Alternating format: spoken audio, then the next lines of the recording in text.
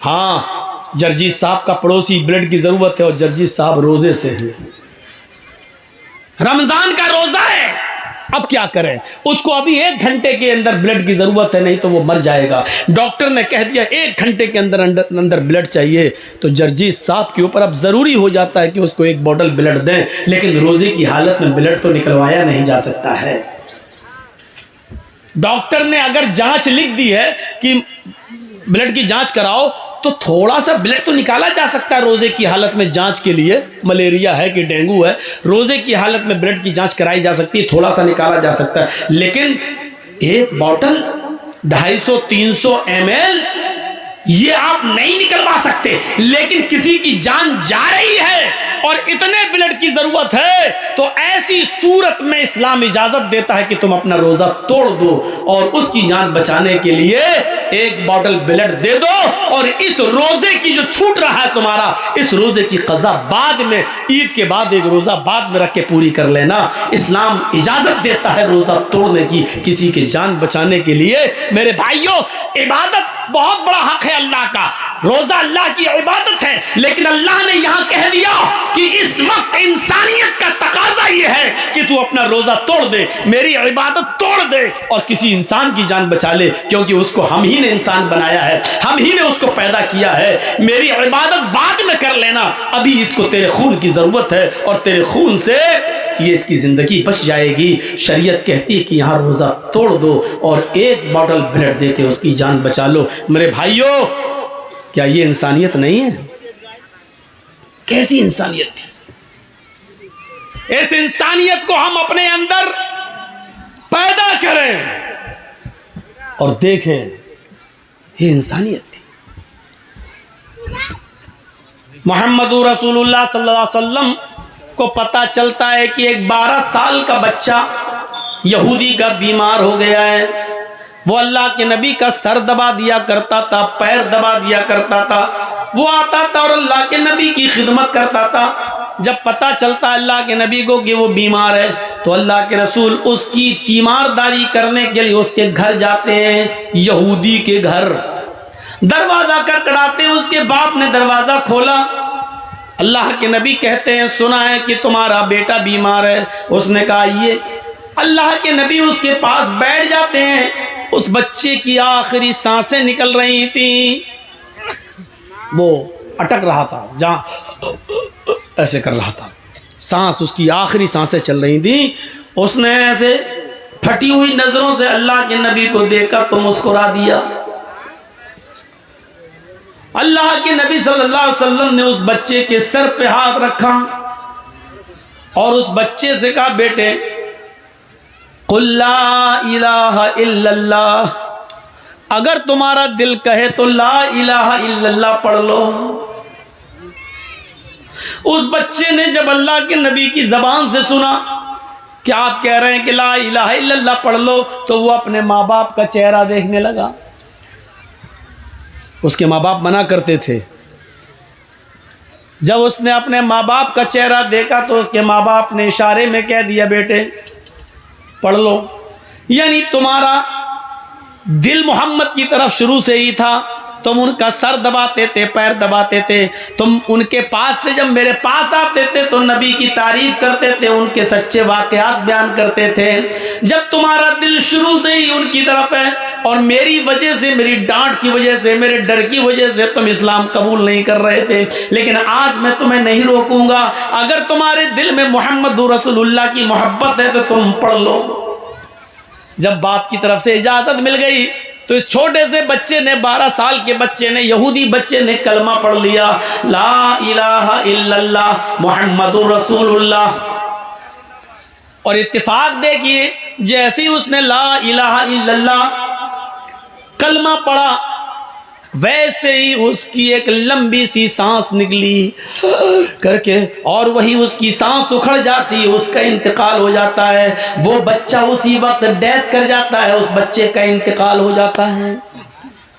अल्लाह के नबी सल्लल्लाहु अलैहि वसल्लम ने उसकी रूह को अपने सामने निकलते हुए देखा, उस बच्चे की जान को जाते हुए अपने सामने देखा, तो अल्लाह के नबी सल्लल्लाहु अलैहि वसल्लम समझ गए कि अब इसका इंतकाल हो गया। आप बिस्तर से उठते हैं और क्या कहते हैं, अल्हम्दुलिल्लाहिल्लज़ी अनक़ज़हुल्लाहु मिनन नार। तमाम तारीफें उस अल्लाह के लिए, अनक़ज़हु मिनन नार, जिस अल्लाह ने इस बच्चे को मरते वक्त जहन्नम की आग से बचा लिया, जहन्नम की आग से नजात दे दी है। यानी अगर इसने कलमा न पढ़ा होता तो जहन्नम में जाता, लेकिन मरने से पहले पहले इसकी जबान से ला इलाहा इल्लल्लाह निकल गया। अनक़ज़हु मिनन नार, अल्लाह की सारी तारीफ उस अल्लाह के लिए जिसने इस बच्चे को मरने से पहले पहले कलमा नसीब फरमा दिया है, और कलमा पढ़कर ये बच्चा इस्लाम की दौलत से माला माल हो गया है, और एक वक्त की नमाज नहीं पढ़ी लेकिन जन्नती, अमल कम और जन्नती, इबादत बेशुमार समझ लो, अमल तो नहीं किया लेकिन बहुत कुछ पा गया। अल्लाह के रसूल सल्लल्लाहु अलैहि वसल्लम ने उसकी इयादत की। आपको नहीं मालूम था कि वो इस्लाम ले आएगा, लेकिन फिर भी उसके घर जा रहे हैं। ये इंसानियत नहीं तो और क्या है। ये वाकयात हमें बतला रहे हैं कि अपने अंदर इंसानियत पैदा करो, इंसानियत। आप गैर मुस्लिमों के साथ क्या अच्छा सलूक करेंगे, आप अपने मुसलमान भाइयों के साथ अच्छा सलूक नहीं कर सकते हैं। बताइए मुझे, अल्लाह के नबी सल्लल्लाहु अलैहि वसल्लम के पास जब दो लोगों का फैसला मुकदमा आता था तो आप दोनों की गुफ्तगू सुनते थे, और अगर काफिर की गलती हुई तो काफिर की, और मुसलमान की गलती हुई तो मुसलमान की। क्या ये वाकयात आपने नहीं पढ़े हैं? एक यहूदी और एक मुसलमान का झगड़ा अल्लाह के नबी के पास आया, आपने दोनों की गुफ्तगू सुनी और मुसलमान की गलती मानते हुए कहा नहीं तुम गलत हो, ये जमीन इस यहूदी की है, और आपने अपना फैसला सुनाकर उस यहूदी के हक में फैसला कर दिया। मेरे प्यारे साथियों, ये वाकयात बतला रहे हैं कि इंसानियत, इस्लाम अपनी जगह पर है, इंसानियत अपनी जगह पर है। आप मर्डर नहीं कर सकते हैं इंसाफ का, खून नहीं कर सकते हैं इंसाफ का। एक शख्स अल्लाह के नबी के पास आए, दोनों मुकदमा लेकर आए। एक कहता अल्लाह के नबी ये जमीन मेरी है, दूसरा कहता अल्लाह के रसूल ये जमीन मेरी है, ये जमीन मेरी, ये जमीन मेरी। आए थोड़ा सा शोर नहीं। अल्लाह के रसूल ने कहा भाई दोनों सहाबी, अल्लाह के नबी ने कहा भाई ज़मीन तो किसी एक की होगी, और वो दोनों दावे कर रहे हैं। अच्छा एक बात बताइए, किसी चीज़ पर हम दो दावे करें तो एक ही का तो होगा दोनों में से। तो अल्लाह के नबी ने कहा कि भाई दोनों में से किसी एक का है। अब कोई मानने के लिए तैयार ही नहीं, हर एक कह रहा है ये मेरी, ये मेरी। तो अल्लाह के नबी ने कहा मेरे पास क्यों आए हो? कहा आपसे सच्चा फैसला कराने। अल्लाह के नबी सल्लल्लाहु अलैहि वसल्लम ने फरमाया कि तुम दोनों अपनी बातें रखो, भाई एक तरफा बात सुनकर कभी फैसला मत करना। अल्लाह के नबी ने दोनों को बुलाया, दोनों की गुफ्तगू सुनी, लेकिन अब दोनों में बड़ा अजीब मसला है। भैया बैठ जाओ, राजीव गांधी, ओ मोदी साहब के बेटे बैठ जाओ। दोनों की गुफ्तगू में एक और पेच फंस गया।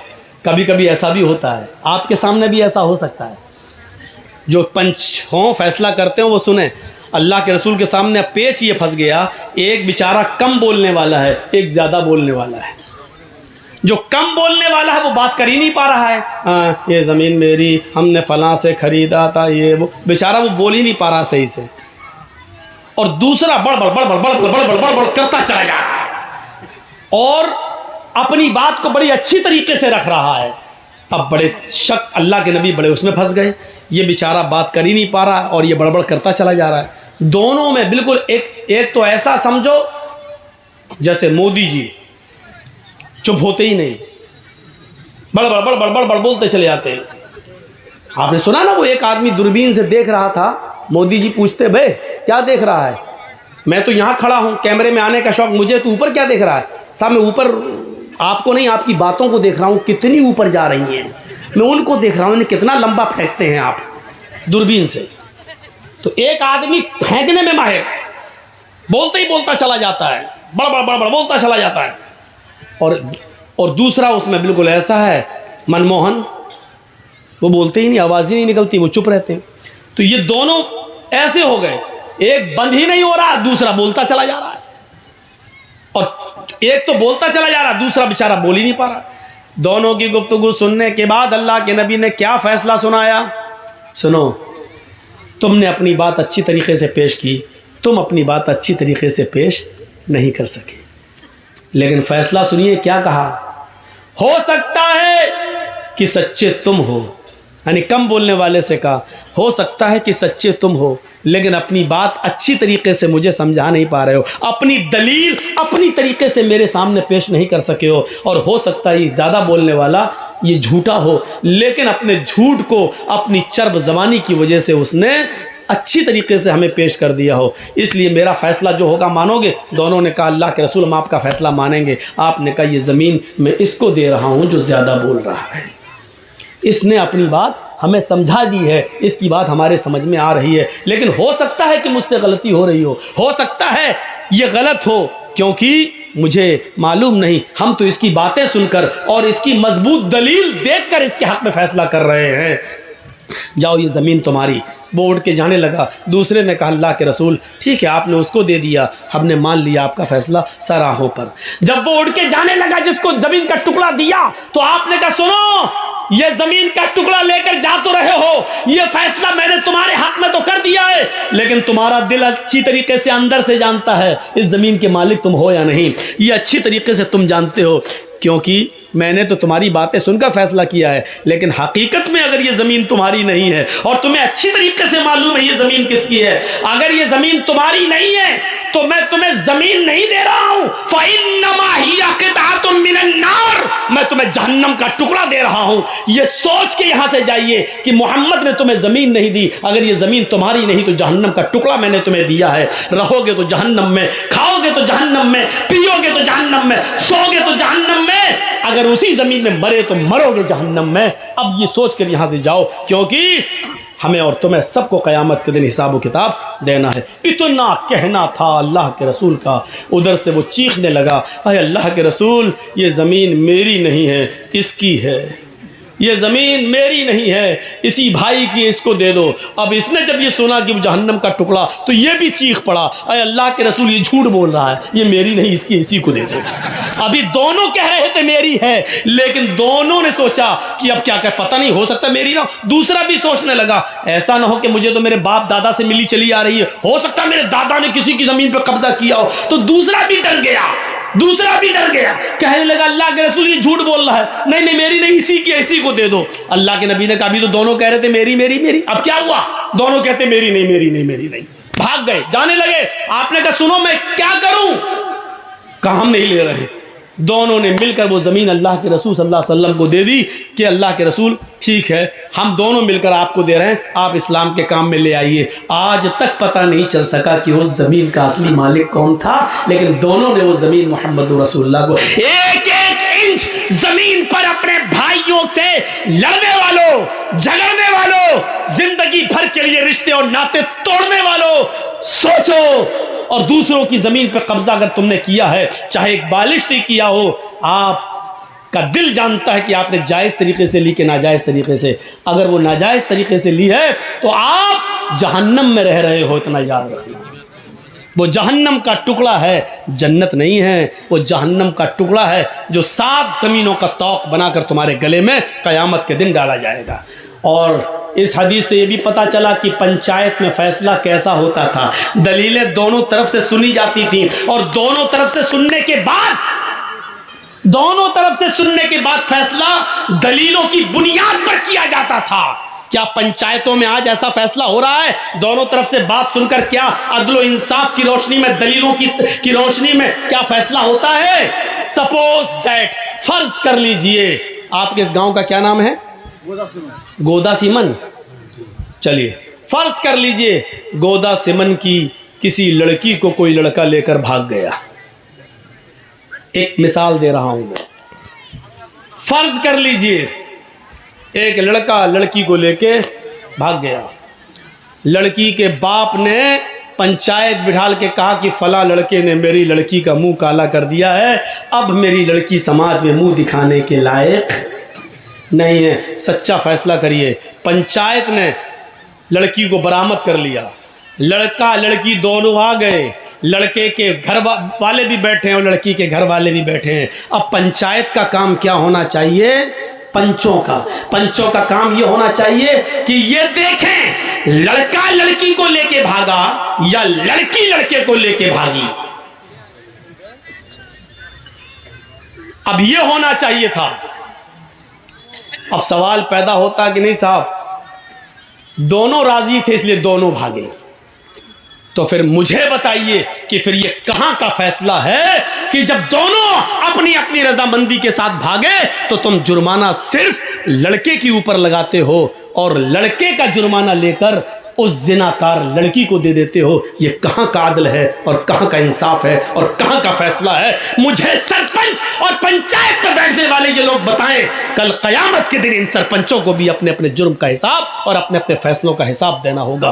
कुरान करीम ने तो जब लड़का या लड़की में जिना होता है तो जिनाकारी के मामले में लड़की की गलती को माना है। कुरान जब लड़का किसी लड़की के साथ जिना करता है तो कुरान लड़की की गलती ज्यादा मानता है। और इसीलिए कुरान पढ़िए, कुरान ने क्या कहा?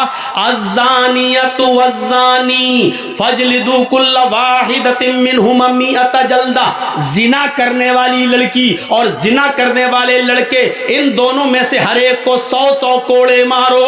अगर वो गैर शादीशुदा हैं तो, कुंवारे हैं तो कितने कोड़े मारो? 100। और अल्लाह ने यहां क्या कहा? जिना करने वाली लड़की, यानी पहले लड़की का नाम लिया, बाद में क्या कहा? अज़्ज़ानियतु वज़्ज़ानी, जिनाकार लड़की और जिनाकार लड़का। पहले लड़की फिर लड़का, क्योंकि जिना की शुरुआत लड़की की तरफ से होती है। अगर लड़की किसी लड़के को जिना के लिए दावत न दे तो कोई लड़का किसी लड़की के साथ जबरदस्ती जिना कर ही नहीं सकता है। जबरदस्ती वो होती है कि खींच के खेत में ले जाए और उसके साथ मुंह काला करे, लेकिन लड़का लड़की दोनों गोदा सिमन से भागकर किशनगंज में पकड़े जाए तो इसका मतलब यह है कि लड़का लड़की को खींच के नहीं ले गया है, बल्कि लड़का और लड़की दोनों राजी थे। इसलिए किशनगंज, इसलिए उत्तर दिनाजपुर, इसलिए कटिहार, इसलिए दिल्ली या बंबई में पकड़े गए। लड़की इतनी दूर कोई खींच कर नहीं ले जा सकता है लड़की को, मेरे भाइयों।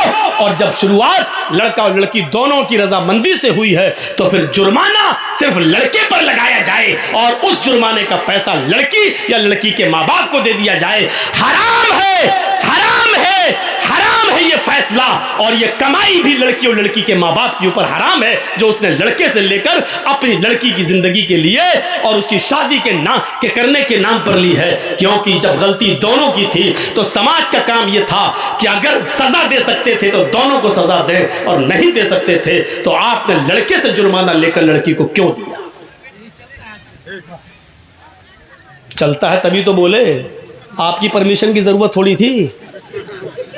लगता है कि इसके ऊपर बीती हुई है, हमें ऐसे ही लग रहा है इसके ऊपर बीती होगी या इसके किसी भाई या किसी के ऊपर तो बहरहाल बीती है।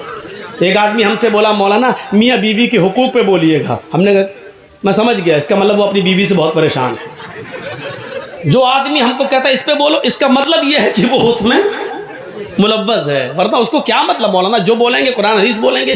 तो ये पंचायत का फैसला मेरे भाइयों गलत होता है कि लड़के वाले से पैसे लेके लड़की को दे दिया जाए, नहीं।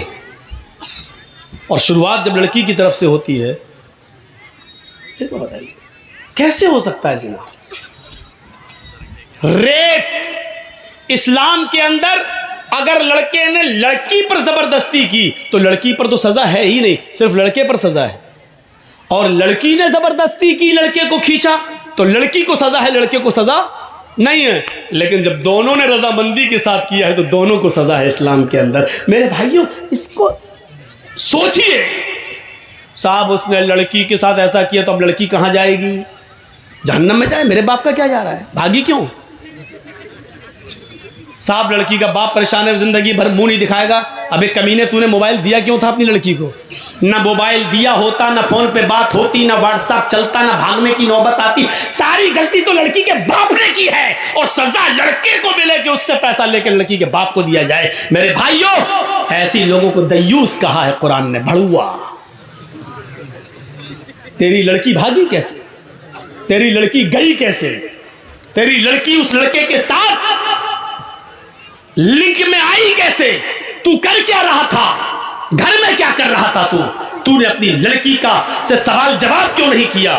तूने अपनी लड़की की निगरानी क्यों नहीं की? उस लड़की की नौबत लड़के तक पहुंचने की कैसे आई है? क्या बाप की गलती नहीं है? अगर ऐसी जगह पर पंचायत में हमें बिठाया जाए तो लड़की को 100 कोड़े मारने के साथ साथ 20 कोड़े बाप को भी मरवाऊं। तेरी तरबियत अच्छी नहीं थी इसलिए लड़की भागी है, तू भी मुजरिम है। जिनाकारी के मामले में, रेप के मामले में लड़कियों का किरदार आगे जा रहा है। मेरे भाइयों, समाज के लोगों को चाहिए कि सिर्फ एक तरफा सजा ना सुनाई जाए, एक तरफा सजा ना सुनाई जाए। साहब, लड़के का क्या गया है, लड़के की तो शादी हो जाएगी, मेरी लड़की पे तो दाग लग गया है, ये नहीं चलेगा। लड़की पे दाग लग गया है, दाग लड़की ने खुद लगवाया है। मैं मानता हूं लड़के की भी गलती है, लेकिन सजा मिलनी है तो दोनों को मिलनी चाहिए थी। लेकिन सजा आप दोनों को कहां दे रहे हैं? लड़का लड़की को लेके भागा, दोनों अपनी अपनी मर्जी से भागे, दोनों अपनी अपनी मर्जी से गए, पंचायत फैसला सुनाती है 2 लाख रुपए लड़का लड़की को देगा। वाह साहब, ये कहां का इंसाफ है, ये कहां का न्याय है? ये चीज गलत है। हजरत उमर के फैसले इसी किस्म के हुआ करते थे कि वो किसी को शिकायत का मौका नहीं दिया करते थे, बल्कि अपने ऊपर, हाँ यकीन नहीं आता है तो सुनिए हजरत उमर का एक फैसला। एक उमर फारूक के मुल्क शाम के अंदर एक यहूदी बच्चा था, छोटा सा बच्चा, तब 13-14 साल उसकी उम्र थी, घोड़ा दौड़ाने में बड़ा माहिर था। उसी बस्ती के अंदर आमर इब्न आस थे। हजरत आमर इब्न आस को गवर्नर बनाकर भेजा गया था। आमर इब्न आस के बेटे ने कहा कि कोई घोड़ा मुझसे आगे और तेज दौड़ा कर दिखलाए। उस बच्चे ने चैलेंज कबूल कर लिया कि मैं आपसे अच्छा घोड़ा दौड़ा लेता हूं। आमर इब्न आस के बेटे ने कहा चाओ दौड़ाओ। दोनों अपने अपने घोड़े को दौड़ाने लगे। घोड़ा बच्चे का, यहूदी बच्चे का घोड़ा आगे निकल जाता है, आमर इब्न आस के बेटे का घोड़ा पीछे रह जाता है। अब आमर इब्न आस के बेटे को गुस्सा आया, मैं गवर्नर का बेटा और ये यहूदी का बच्चा आगे निकल गया मुझे पीछे करके। जब घोड़े पे से उतरता है आमर इब्न आस का बेटा, तो उसने उस यहूदी बच्चे को एक जोरदार थप्पड़ मार दिया चेहरे पर। उस यहूदी बच्चे ने कहा आपने मुझे बिना गलती के मारा है, जब शर्त थी तुम निकलो या मैं आगे निकलूं, जब मैं आगे निकल गया तो आपने मुझे बगैर गलती के कैसे मार दिया है। मैं आपकी शिकायत आमर इब्न आस से करूंगा, इस मुल्क के शाम के गवर्नर से करूंगा बस। और सुनो इधर देखो, जब उसने ये कहा कि मैं आपकी शिकायत गवर्नर से करूंगा यहूदी बच्चे ने, तो आमर इब्न आस का बेटा क्या बोला, हाँ जा जा जा कर लेना मेरे बाप से शिकायत। आमर इब्न आस तो मेरा बाप है, जिस गवर्नर से तू शिकायत करने जा रहा है ना वो तो मेरा बाप है, मेरा कोई कुछ नहीं कर पाएगा, मैं इस शहर के गवर्नर का बेटा हूं। वो यहूदी बच्चा चुप हो गया। जब तुम गवर्नर के बेटे हो तो तुम्हारा कौन क्या कर लेगा। हाँ? लखीमपुर खीरी में किसानों के ऊपर वो लड़का गाड़ी चला देता, नहीं चलाया। क्यों? क्योंकि मंत्री का बेटा था।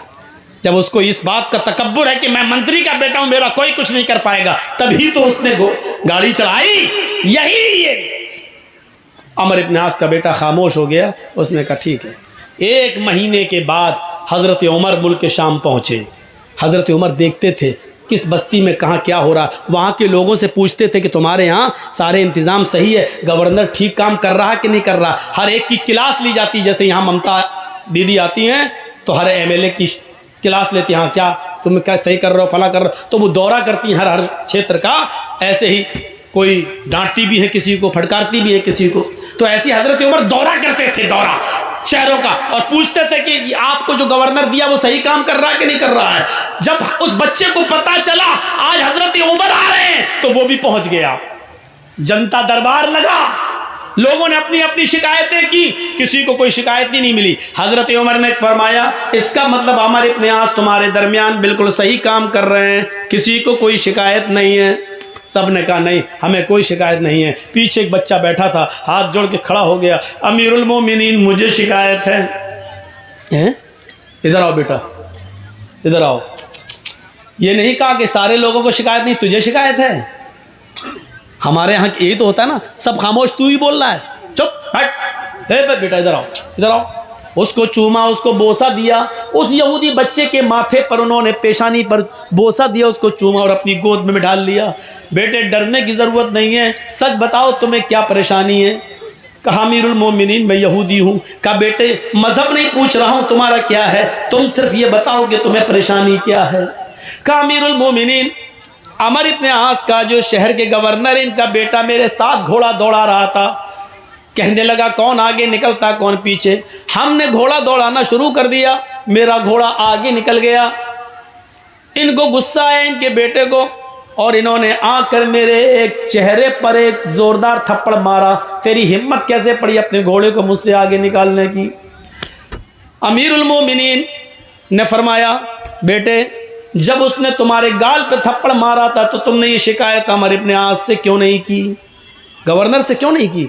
कहा अमीरुल मोमिनीन मैं गवर्नर से शिकायत करने आ रहा था। इनका बेटा कहने लगा जा जा, गवर्नर मेरा क्या कर लेगा, वो तो मेरा बाप है, मैं तो उसी गवर्नर अमर इब्न आस का बेटा हूं, तुझे जहां जाना हो जा, मेरा कोई कुछ नहीं कर पाएगा, मेरा बाप इस शहर का गवर्नर है। हजरत उमर फारूक की आंखों में खून उतर आया। कहा बेटे अब तुम उतरो, हमारी गोद से उतरो। हजरत उमर फारूक ने एक टेढ़ी नजर अमर इब्न आस की तरफ डाली। हाय अमर, जब अल्लाह ने लोगों को आजाद पैदा किया है तो तुम कौन होते हो किसी को गुलाम बनाकर रखने वाले। अमर इब्न आस ने कहा अमीरुल मोमिनीन इसमें मेरी क्या गलती है, न मेरे बेटे ने मुझे कुछ बताया और न इस यहूदी बच्चे ने मुझे कुछ बताया। आज ये फरमान, आज ये बात मैंने सुनी है, अपने बेटे को मैं बुला रहा हूं। बुलाया, घर से बेटा आया, निकल गया। यहूदी बच्चे के सामने बात हुई और अमर इब्न आस के बेटे ने अपना जुर्म कबूल किया। जी हमने मारा। फरमाया कि अब तुम्हें भी एक थप्पड़ मारा जाएगा। कहा ठीक है मारो। कहा इस यहूदी बच्चे से नहीं। क्यों? उसने पूरी ताकत से मारा, और बच्चा बेचारा कितनी ताकत से मारेगा। फिर भी बच्चे की हाथ की ताकत और इस बड़े लड़के की ताकत में फर्क है, इसलिए मेरा जल्लाद तुम्हारे लड़के को थप्पड़ मारेगा। कहा ठीक है। जल्लाद से कहा एक थप्पड़ जोरदार अमर इब्न आस के बेटे को सबके सामने रसीद करो। उस जल्लाद ने पूरी ताकत से एक थप्पड़ बेटे अमर इब्न आस के बेटे के चेहरे पर थप्पड़ रसीद कर दिया, जोरदार थप्पड़ जड़ दिया। चलो हटो, इंसाफ हो गया। हजरत उमर फारूक ने कहा भी इंसाफ नहीं हुआ। हाय अमर इब्न आस अब तुम इधर आओ। हजरत उमर उनके करीब आए। हजरत उमर ने जल्लाद से कहा एक थप्पड़ इस गवर्नर के चेहरे पर भी मारो। लोगों ने कहा अमीरुल मोमिनीन ये क्या जुल्म हो रहा है, जिसने थप्पड़ मारा था उसको सजा मिल गई है। फरमाया नहीं मैं जो कह रहा हूं वो करो। फिर हजरत उमर फारूक के जल्लाद ने एक थप्पड़ अमर इब्न आस के गाल पर भी रसीद कर दिया है, मार दिया जोर से। अमर इब्न आस की आंखों में आंसू आ गए, क्योंकि भरे मजमे के अंदर उनको जल्लाद ने थप्पड़ मारा है, एक इंसल्ट सी महसूस करते हैं। लेकिन हजरत उमर के हुक्म के आगे क्या कर सकते थे। हजरत उमर फारूक से पूछने लगे अमीरुल मोमिनीन ठीक है आपका फैसला सर आंखों पर, लेकिन इतना बता दीजिए कि मुझे किस जुर्म में थप्पड़ मारा गया है, मेरा कसूर क्या है। आप अगर ये गलती बता देंगे तो मैं आइंदा उस गलती की इस्लाह कर लूंगा, फिर मैं वो गलती बार बार नहीं करूंगा।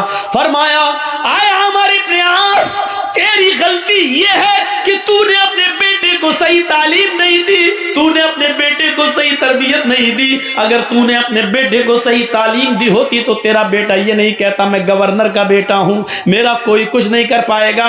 तेरे बेटे ने जब ये कहा जा जा जहां जाना हो जा, तेरा मेरा कोई कुछ नहीं कर पाएगा, मैं इस शहर के गवर्नर का बेटा हूं। ये थप्पड़ मारने की जुर्रत तेरे बेटे को इसलिए हुई क्योंकि उसको मालूम था कि मेरा बाप गवर्नर है। अब तेरा बेटा कभी किसी को नाजायज थप्पड़ नहीं मारेगा, क्योंकि उसको मालूम हो गया कि गवर्नर हो या आम आदमी, उमर के रियासत में और उमर की खिलाफत में सब बराबर हैं, कोई ऊंचा नहीं है कोई नीचा नहीं है। अमर इब्न आस आज के बाद तू कभी अपने बेटे को यह तरबियत नहीं देगा, और जब भी तरबियत देगा तो सही तरबियत देगा। आज के बाद तेरा बेटा कभी किसी को यह सोचकर थप्पड़ नहीं मारेगा कि मैं गवर्नर का बेटा हूं। ये इसलिए सजा तुझे भी मिलनी चाहिए थी। मेरे भाइयों अदल था, इंसाफ था, और ऐसे ही महात्मा गांधी ने नहीं कहा था, ऐसे ही महात्मा गांधी ने नहीं कहा था कि अगर इस देश में खून खराबा बंद करना चाहते हो, इस देश में खून खराबा रोकना चाहते हो, तो हजरत उमर फारूक के आदल और उमर फारूक के इंसाफ को कायम कर दो। ऐसे ही नहीं कहा था, कुछ तो उन्होंने देखा होगा। उमर फारूक का आदल, उमर फारूक का इंसाफ, ये इंसाफ था उमर फारूक का, इंसानियत थी ये। हजरत उमर फारूक के अंदर ना अमीर ना गरीब, खुद उन्होंने अपने बेटे को सजा दी।